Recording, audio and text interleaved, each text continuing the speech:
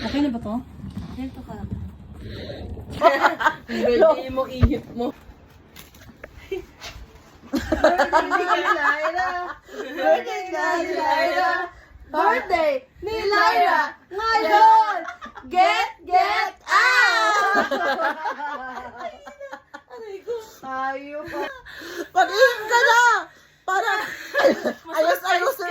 Para ma-surprise ka na. Ayos-ayosin mo yan kasi pang surprise namin sa'yo yan.